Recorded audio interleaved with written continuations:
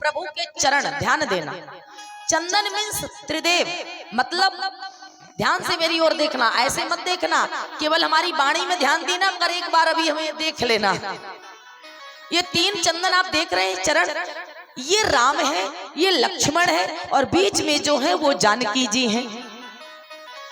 दूसरा भाव, ये दोनों चरण है ईश्वर के, राम जी के, बीच में हमारी किशोरी जी हैं। तीसरा भाव, एक ब्रह्मा है, एक विष्णु है और बीच के श्री हरि हैं। नीचे आप देख रहे हैं हनुमान जी आसन है।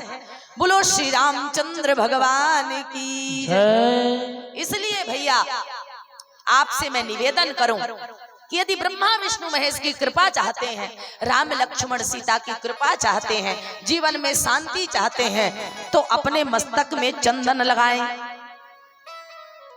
कहते हैं शिखा जिसकी धरोहर हो। ब्राह्मण लोग, संत लोग शिखा रखते हैं। शिखा क्यों रखते हैं?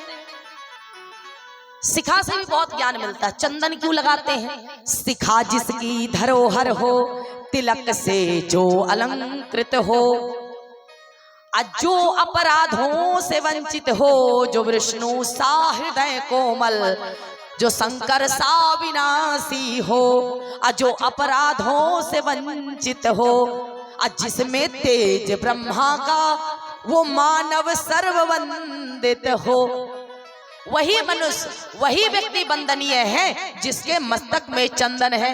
तो कल से आप सभी चंदन लगाना। बोलो भक्तवत्सल भगवान की। कौन कौन चंदन लगाएगा? पहले एक बार हाथ उठाओ। सभी लगाएंगे?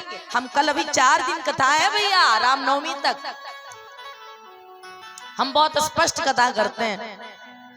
सत्यमेव जयते। कोर्ट में क्या लिखा होता है? कोर्ट में न्याय होता है ना, सत्यमेव जयते। तो ये शास्त्र जो है, ये व्यासपीठ जो है, ये कथा मंच जो है, ये सत्य है, संसार मिथ्या है। अब आप कहेंगे कि और इतना मैंने बताया, ध्यान से सुनना। माताएं, आप सभी से निवेदन है, बैठ जाएं, जो खड़े हैं वो भी। प्यारे, आपसे एक बात बताएं, और क्या मिलता है चंदन से? ध्यान दीजिएगा। यदि भगवान के पास जाना है, किसे किसे जाना है? हाथ उठाना। जिन्हें जाना है वही, सबको जाना है मेरे साथ में। बोलो श्री रामचंद्र भगवान की जय हो। बहुत सुंदर।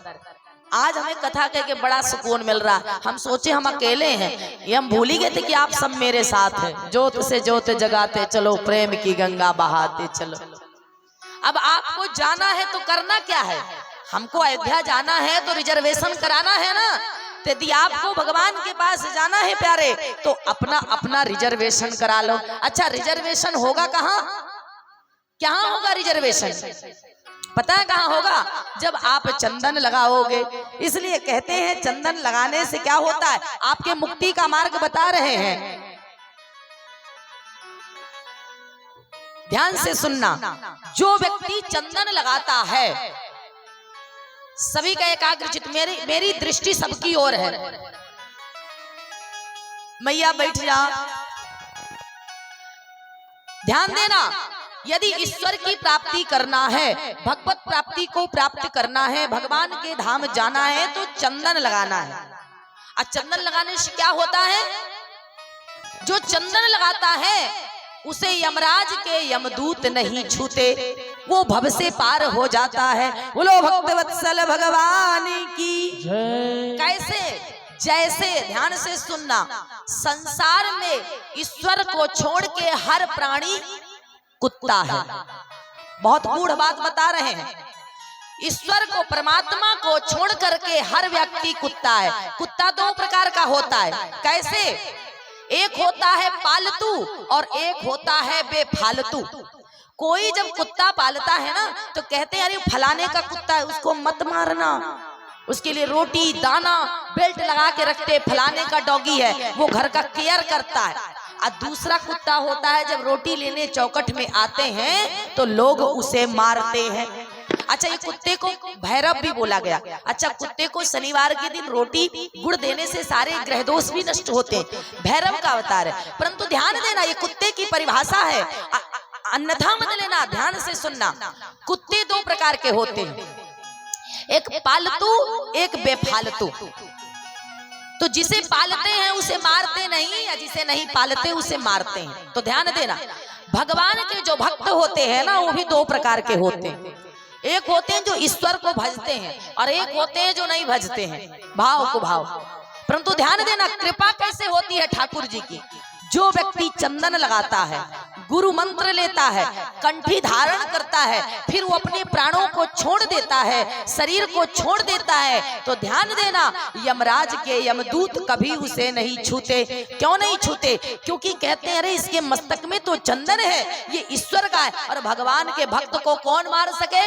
जाको राखे साइया मार न सकता कोई, अब बाल न बाका हो सके जो जग बैरी हो।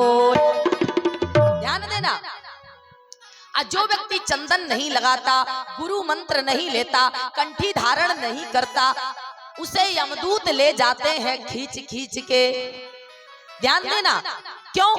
ये जो कंठी है ना, ये बेल्ट है, ये राम नाम का जो कंठी बेल्ट लगा है, ये हमको विपत्ति से दूर करता है, भगवत प्राप्ति के पास रखता है, और अपने चरण चिन्ह से भगवान कृपा करके भव से पार कर देते हैं। इसलिए कंठी रूपी बेल्ट को लगाइए और अपने जीवन को धन्य बनाइए। बोलिए भक्तवत्सल भगवान की जय। जो व्यक्ति तुलसी माला नहीं पहनता, जो व्यक्ति रुद्राक्ष की माला नहीं पहनता, वो जो भी ग्रहण करता है वो मदिरा के समान होता है।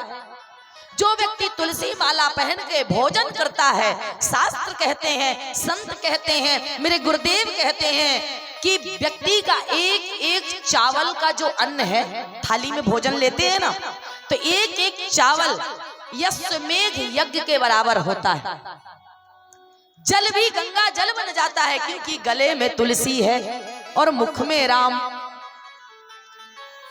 भैया जीवन में तुलसी धारण करो, मगर तुलसी धारण कौन करता है?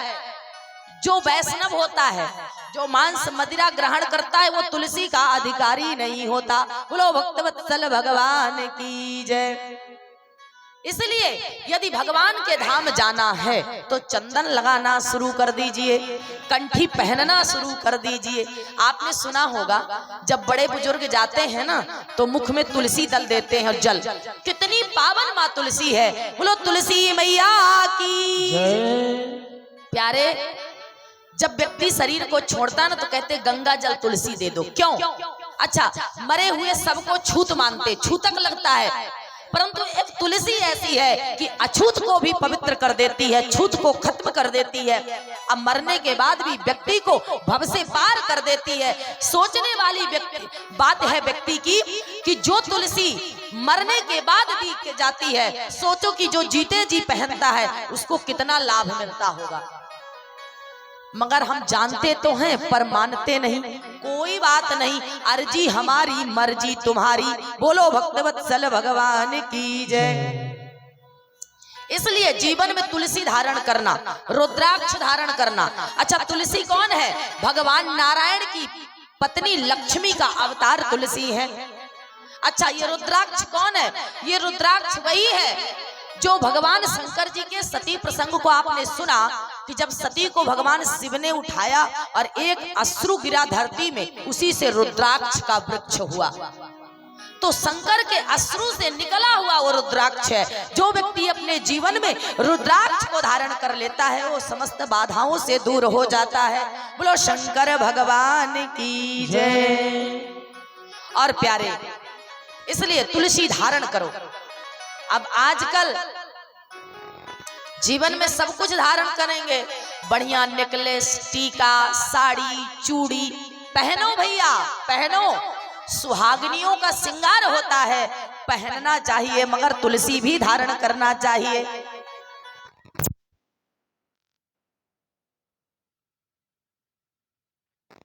बैठिए, सभी लोग बैठ जाइए, सिट डाउन।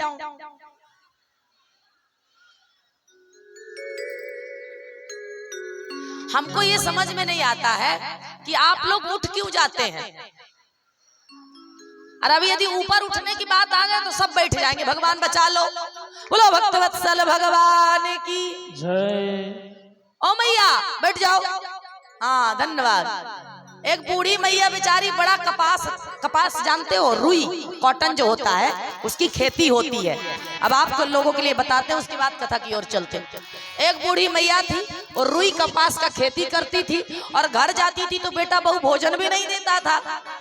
भैया एक दिन बूढ़ी कहती है ये कपास ढोते ढोते मेरा सिर दर्द होने लगा, कोई अपना नहीं है, हे भगवान उठा लो। तो भगवान प्रकट हो गए। भगवान प्रकट हुए तो बूढ़ी मैया कहती कौन हो तुम? बोले तुम बोली भगवान हमें उठा लो, तो हम उठाने आए हैं, चलो। तो बूढ़ी मैया कहती प्रभु हम अपने उठाने को नहीं बोले, ये कपास उठाने को बोले। बोलो भक्तवत्सल भगवान जय। तो ये जो उठ रहे हैं ना, उठिए मत। यदि उठने का समय आ गया तो राम नाम सत्य है, सबका यही मत है। बोलो भक्तवत्सल भगवान की जय। इसलिए जो कथा में उठता है फिर वो उठ ही जाता है, इसलिए उठना नहीं। जब तक कथा पूर्ण ना हो जाए, आरती प्रसाद ना हो जाए, नहीं उठना चाहिए कथा में। हर जगह उठिए, कथा में मत उठिए। प्यारे आज की बहुएं क्या मांगती हैं? हमको सोने का चैन चाहिए, नेकलेस चाहिए। कौन कौन अपने पति को बोली है कि बाबा धाम जाके रुद्राक्ष ला दीजिए, अयोध्या जाके कंठी ला दीजिए। अच्छा राम जन्मभूमि मंदिर बन गया है, मेरे राम जी का दर्शन कौन कौन किया? अयोध्या कौन कौन गया है? अच्छा इन सभी के गले में तुलसी है, क्या लेके आए अयोध्या जी से? कोई नहीं लाए ना। और गए होंगे अयोध्या, दिमाग रहा होगा तिजोरी में कि बहू निकाल ना ले कुछ। बोलो भक्तवत्सल भगवान की जय। गंगा नहाएंगे, गंगा तन के मल को धोती, ध्यान देना, मन के मल को नहीं धोती।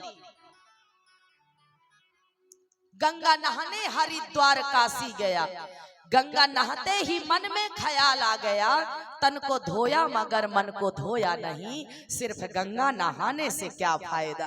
बोलो गंगा मैया की जय। इसलिए कंठी रुद्राक्ष धारण करना चाहिए। यदि भव से पार होना है तो कंठी रुद्राक्ष धारण करो। कल से सभी चंदन लगा के आएंगे, सोनवर्षा जाना, एक एक डिब्बा मंगवाना और चंदन लगाना, नहीं तो आपको एक मंडप में भी मिल जाएगा। चंदन पूजनीय है, चंदन शांति का प्रतीक है। अब भैया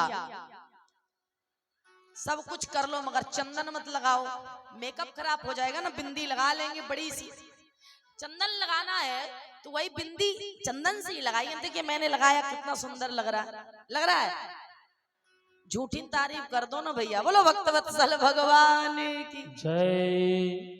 चंदन लगाना चाहिए। अच्छा अभी आप कथा सुन रहे थे, शंकर जी पार्वती के कल विवाह और विदाई की आपने कथा सुनी हमसे। अभी हमारी बहन जी से देवर्षि नारद जी की कथा सुन रहे थे कि किस प्रकार वो माया में पड़ गए मोहिनी को पाने के लिए। अच्छा मोहिनी कौन है? जो वास्तव में सच तो नहीं होती मगर वस्तु मोहित कर लेती है। मोहिनी कौन है? ये माया, धन दौलत ही माया है, माया ही मोहिनी है। पर भगवान की पत्नी दो है, एक माया और दूसरी लक्ष्मी जी। जो भगवान की पूजा करता है उसे लक्ष्मी की प्राप्ति मिलती है, और जो धन दौलत की पूजा करता है उसे माया मिलती है। मगर माया कभी मायापति को नहीं भटका सकती है। इसे संसार की जो भी वस्तु है वो सब माया है। अब आप कहेंगे कि कैसे? तो कुछ पल की जिंदगानी एक रोज सबको जाना, बरसों की क्यों तू सोचे पल का नहीं ठिकाना। इत्रों की खुशबुओं से महके शरीर सारा, काया न साथ देगी ये बात ना